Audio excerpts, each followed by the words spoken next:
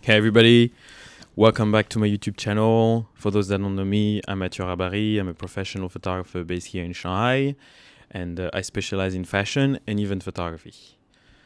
So a couple weeks ago, I asked on my Instagram and my YouTube channel questions so that you guys can leave me any questions that you may have. I wanted to do this Q&A in order to celebrate reaching 3,000 subscribers on this YouTube channel. It's pretty wild to me that we are this many. The fact that we reached this number first and that it went so quickly to reach this number is just wild to me, especially considering the fact that I'm not really that consistent on this platform.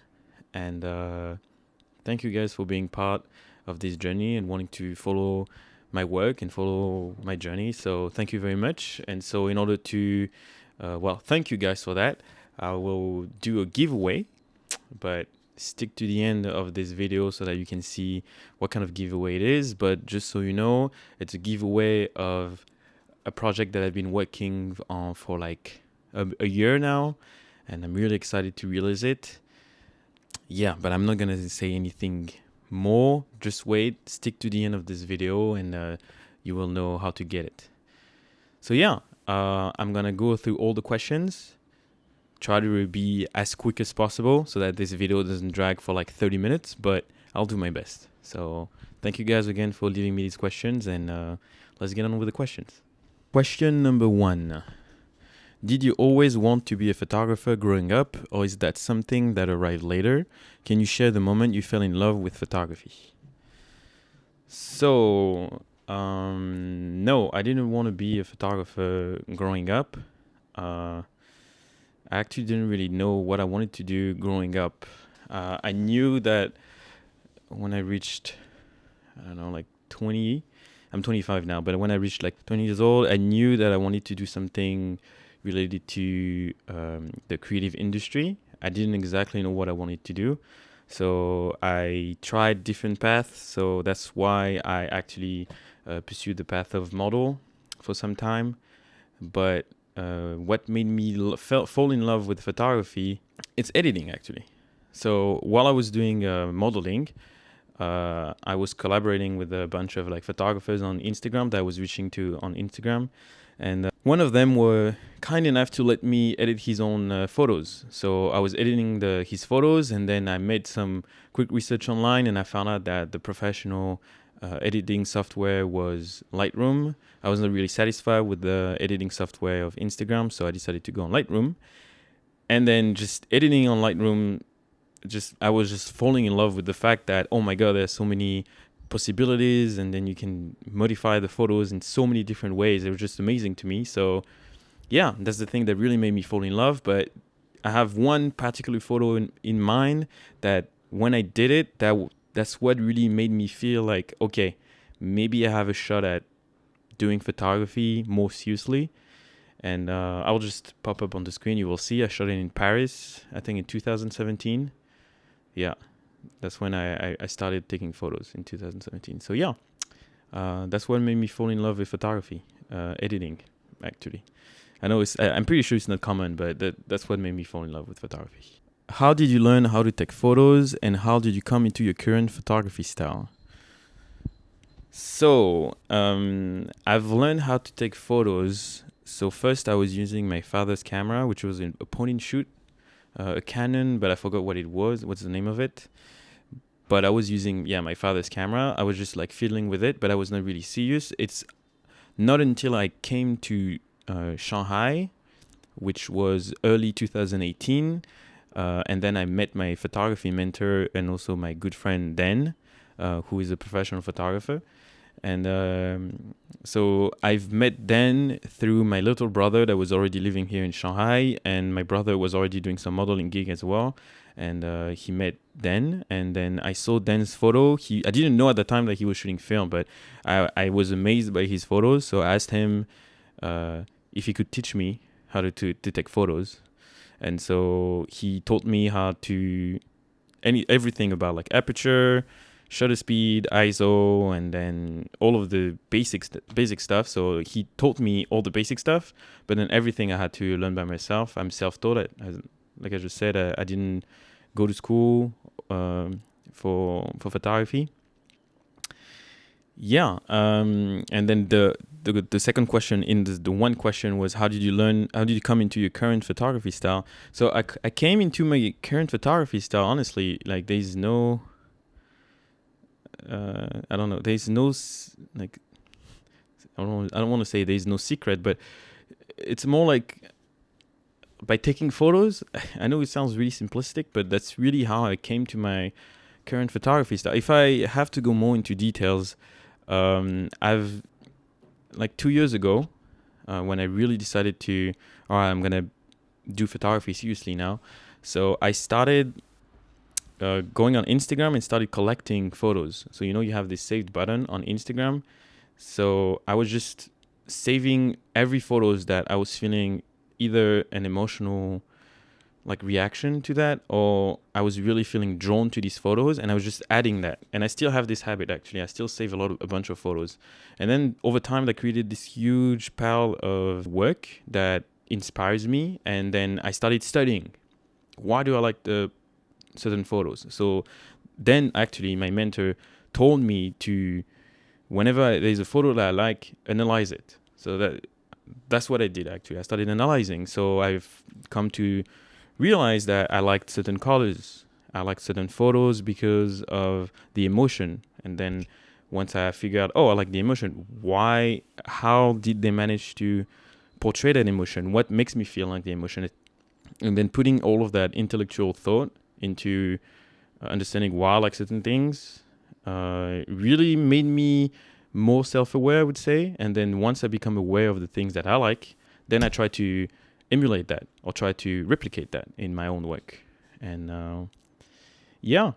so to make it short, how did I come into my current photography style? One, shooting all the time, and second, being more analytical about what I like, why I like it, and how I can replicate it on my work. I hope that answers your question. Question number 3. How do you feel modeling benefits your photography? So good question.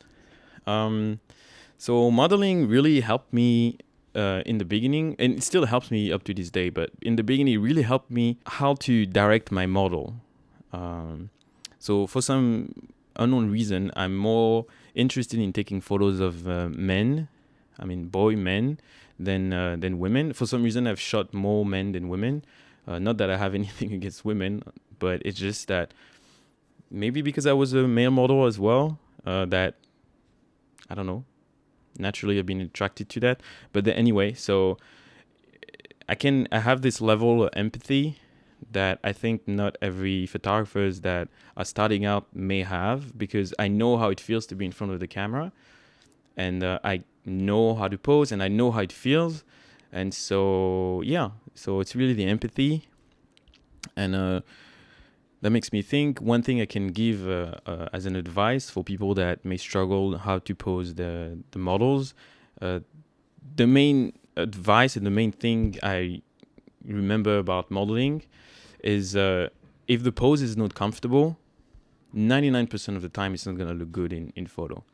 So even the most extravagant pose, if the model is not feeling any type of huge strain or being very, very uncomfortable, you can make it look good. But if the model is in a position that is really uncomfortable, most of the time it's not going to look good in photo, because you will see on the model's face, you will see in the muscles.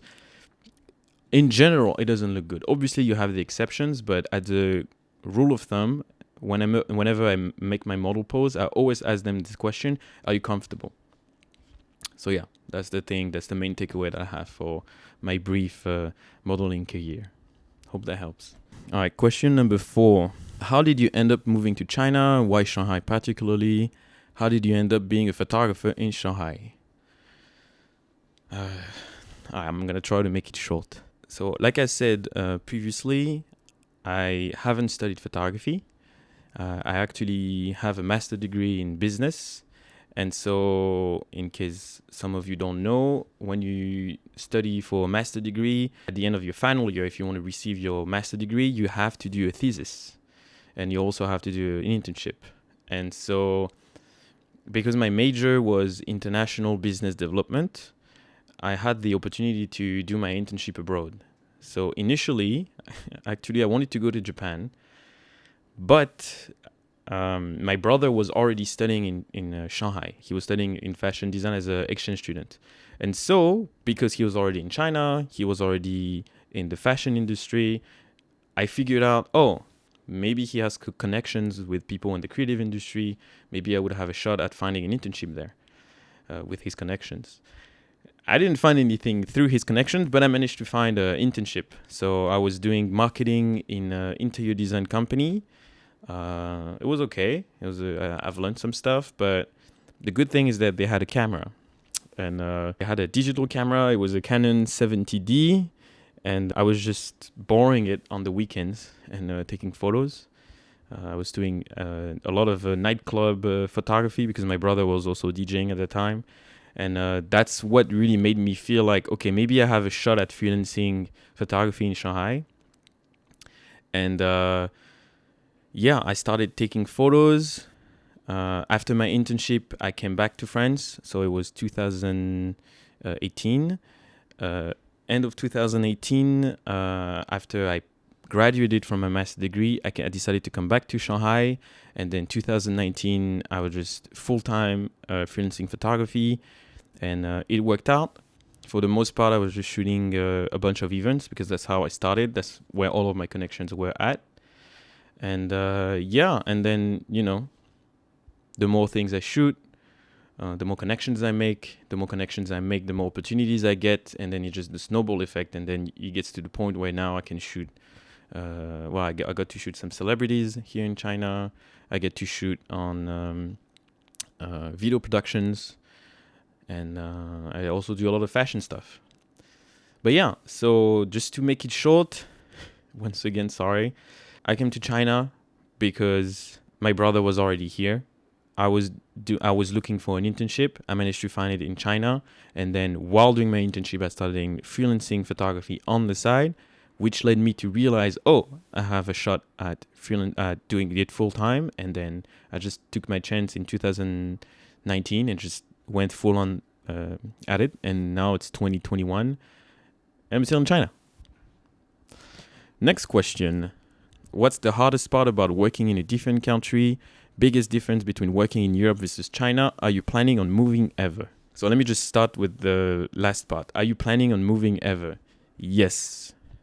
When? I don't know, but am I planning to move ever? Yes, for sure.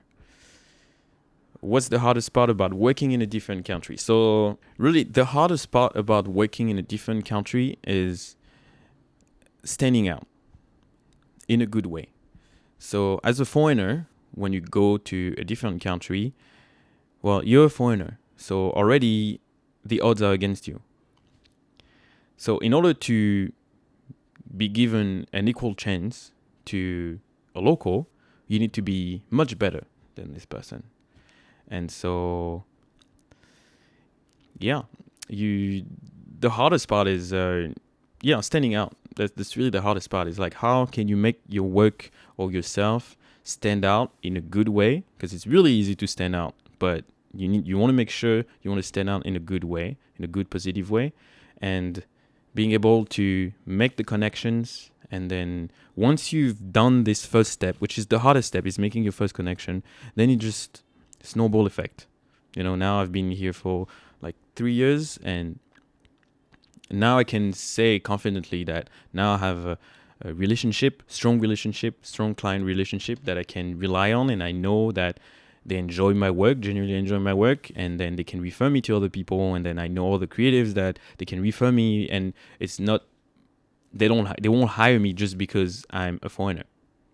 They will hire me because they like my skills, and also I've worked with a bunch of people before. So yeah. And the biggest difference between working in Europe versus China, I would say, is the work ethic. So being in China, I've come to realize that I work a lot. I work like in Shanghai, people work like crazy. That's the biggest difference, I would say, in between France and China. Is, for example, a minor thing. I mean, it's not a minor thing, but a big thing is in China, people work on Saturday and Sundays. I'm not saying it's good. I'm just saying that it's a fact. People work on Saturday and Sunday, and because of this, I got used to work on Saturday and Sunday, and people work overtime as well, unpaid overtime, sadly. But you get used to this insane work hours, and I don't know. Like if I feel like if I was going back to France, it would feel really weird that the world kind of stops during the weekend. Like in China, a lot of shops or businesses are still open in the weekend. So if I want to get things done on the weekend, I can get it done. In France, it's just strictly impossible. And yeah. Next question. What inspires you? Favorite film photographer in China currently? And who are your favorite photographers? Okay, so I'm gonna divide this answer for my favorite photographers. So I'm gonna start first by my favorite Chinese photographers. So some of you may already know him. His name is Leslie Zhang. Amazing fashion photographers. He became super famous in the last 2 years, I think. He started getting recognition from everywhere and internationally, and it's just amazing. Like I will pop up his Instagram. His work is just amazing. It looks like a painting, and he shoots on film as well, and it's really good. There's also another photographer that I've been following for since I arrived in China, actually. So it's a woman. She's not based in Shanghai. Leslie Jake is based in Shanghai. Her name is her Instagram name is Hui Hu. I'm not sure I'm saying it right, but her Chinese name is Li Hui, and her work is beautiful. That's the kind of work that I was saying that I always save on my Instagram. It's a work that is really makes me. It looks so soft, and it's just so nostalgically beautiful. That's the way I would describe it. It's really, really nice work, and yeah, you guys should definitely check it out. And now, like for international photographers, so I have. He's really, really like famous now on Instagram, but he's a Korean photographer. His name is Minhyun Woo. Fashion photographer. He shoots on film as well, on the RZ67, I believe. And his work is so colorful and has so much energy. He also loves nature, and I do love nature a lot. And I don't know, in his work, I found a lot of similarities to what I like, and it's a huge inspiration. I really look up to this guy. Like, I love his work, so yeah. There's also another one. He comes, I believe, from London. His name is Eddie Ray. So I think he used to be a fashion model as well, and he became a fashion photographer. So he shoots on film as well. I have no idea which camera he uses. Not that I really care. And one thing though about his process that I really like is that he darkroom prints a lot of his work. And you can see in his colors are just amazing. His storytelling it's just beautiful. He just produces the most beautiful work I've seen, and huge inspiration as well. And yeah, so obviously I have way more photographers that I love and I like, but these 4 photographers are photographers that I can come back to their work right now and really find huge inspiration in, and really enjoy. Next question. At what point do you think you started to gain commercial traction? First big job. That's a good question. I think the first time I started to think to gain commercial traction was when I started to get paid not to shoot events anymore, not concerts or anything. And I think it started around late 2019. I started getting more and more gigs. I remember I shot something for Vice China when Vice China was still here in China, and they wanted me to do behind the scene of this documentary about the Beijing Opera. And I don't know if it's this particular gig that got me more gigs, but I started getting more and more gigs. My first big job though was this year, actually 2020. They asked me to shoot key visual for Under Armour, and I got the chance to shoot the world champion, the first Chinese women worldwide UFC champion, Zhang Weili. So yeah, that's pretty cool. But to come back to the question, I started getting commercial traction in late 2019, and I really started to see my first big job in mid 2020. Yeah. Okay, another question. T'es français? Oui, je suis français. The question asked me if I was French, and yes, indeed, I am French. Now, actually, to be more detailed, I am French nationality, but my ethnicity is Malgache, which is people that come from the country Madagascar. In case you guys don't know, Madagascar is the island that is at the bottom of Africa. Next question. Your favorite place to shoot? My favorite place to shoot actually is a forest with water. In Shanghai, it's this place called Gongqing Forest Park, which is like 30-40 minutes from where I live. But I just love this. I love forest. I still don't really know why I love it so much, but I love shooting in forest with water, preferably. And golden hour. That would be the best. Milk before or after the cereals? I think I'm gonna get some hate for that, but I put the milk before, and then I pour the cereals, and I eat my cereals really quickly. But I haven't eaten cereals in like years, so you can hate me, but you will hate my past self. I changed. I grew up. Maybe I will try something different. What is your favorite film, black and white or color? My favorite film. So for professional use, I like to use Fuji Pro 400H.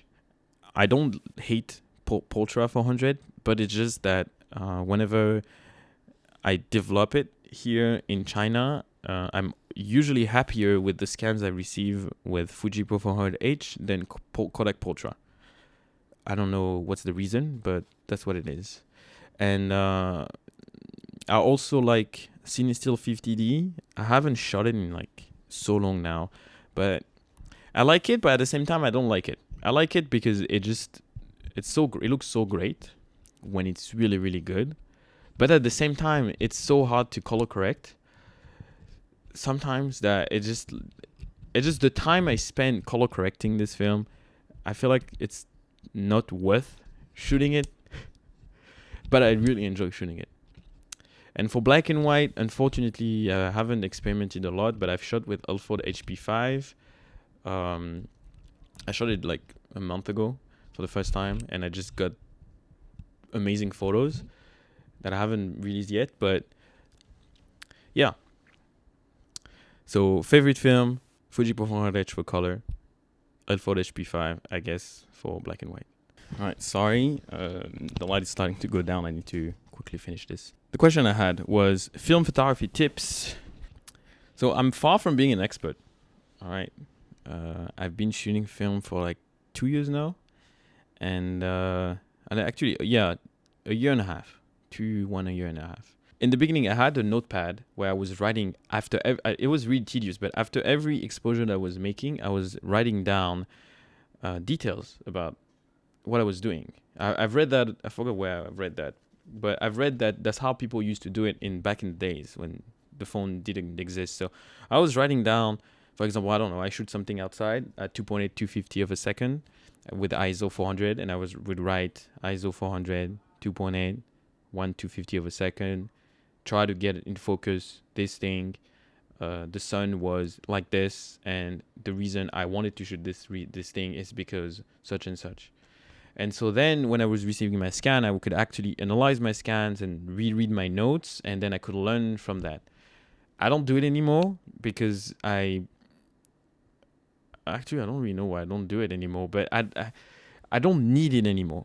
Now when I look at my photos, when I look at my scans, I pretty much already know what was going in my head when I was doing it. I don't really second guess myself anymore. But it's really useful. So you don't have to carry a notebook. There is an app. I forgot. I don't have it on my phone anymore. But it was an app that I think it was called Film Notes. I forgot. But it's really useful. Highly recommend if you're just starting out shooting film. I know it's really tedious, but if you have a full manual camera or aperture priority camera or like anything where you can change the settings manually or yourself, take a notebook or write something down on your phone, and then you will be able to learn how to properly expose while you're doing certain things. It's really, really useful. Do you self-develop your film? No, I do not. I actually bring it to my film lab and they scan. And it's a film lab called Film Park Shanghai. I will tag them here. Yeah, pretty good. Nothing bad to say about them. And they also have a photo studio over there. So if you're in Shanghai, you can rent a photo studio over there and get your film directly developed over there while you shoot. And then they can quickly develop them and take like really basic scans and then just show it. So if you have a client job in Shanghai and you want to shoot film, you can actually do it at Film Park at their photo studio. And yeah, I plan to rent it. I haven't rented yet, but I plan to do it. And they also have a darkroom, which is where I've done my first darkroom print. Yeah. All right, next question. What other cameras you would like to shoot with?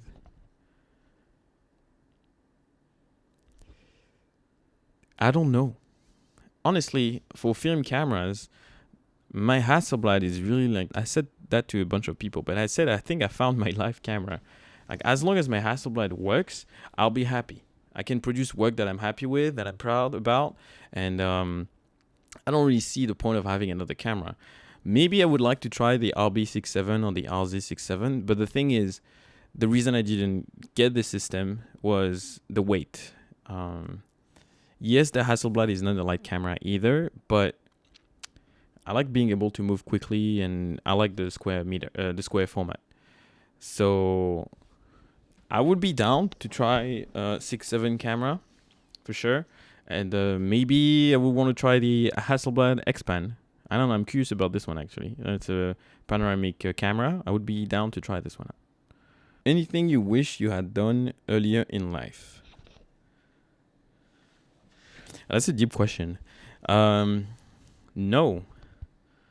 Like right now, I'm recording this on the 4th of January, 2021. No, I don't have anything I wish I had done earlier in life, to be perfectly honest. I'm pretty happy where I'm at right now. You know, the way to say it is all the choices you've made in the past have led you to this moment. I'm pretty happy where I am right now. So I don't think I would change anything. Yeah, I think it's a good place to be in life. Okay, next question. What's the next goal? It's a good question, actually. So one thing, I've realized over the course of 2020 that the thing that was really interesting me in photography was storytelling, actually. I would like to do more fine art photography, more storytelling photography, documentary work especially. So I would like to do probably a book and some prints. Yeah, I would like to do that. Last question. If you could photograph in any country, where would it be? Without a doubt, Madagascar. So I know among the people that are watching, there are some fellow Malgache. So Manaona Tupko. That means hello. I'm sorry I will disappoint you Malgache friends, but I'm not really fluent in Malgache. I'm sorry. I was born in France and been spending most of my life in France, so yeah. But I've been to Madagascar like 3 or 4 times, and I feel like I don't know too much about it. I don't know enough, sadly. Like I said, I don't really speak the language, which is a shame. But it's my parents' country, it's my family, my ancestors' country, and so I really would like to go back there, explore, get to know more about the culture, and I would like to go there with my little brother as well, and we could do like it's not like we want to do like a project over there. I don't know, like probably a documentary project or.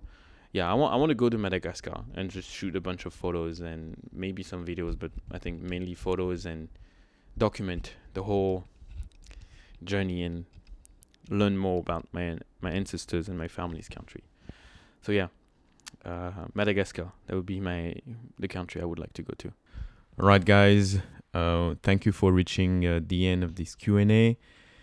As you can see, I'm wearing different clothes. Right now, the one that is talking to you is the me in the future, 2 months later. The one you've been hearing for the last 30 minutes was the one that was January Matthew. So yeah, So the reason I'm recording everything right now is because there was a bunch of changes. So first of all, I need to talk to you guys about the giveaway gift that I'm gonna hand. So I've been working for the last year on a personal project. It's actually a zine, and there it is. It is Personate. It is my first body of work. It is a magazine that is a collaboration between me, the photographer, the dancer Wenlin, which is the model, and the fashion designer called Chile. So this project is called Personate, and Personate means the aspect of someone's character that is presented to or perceived by others.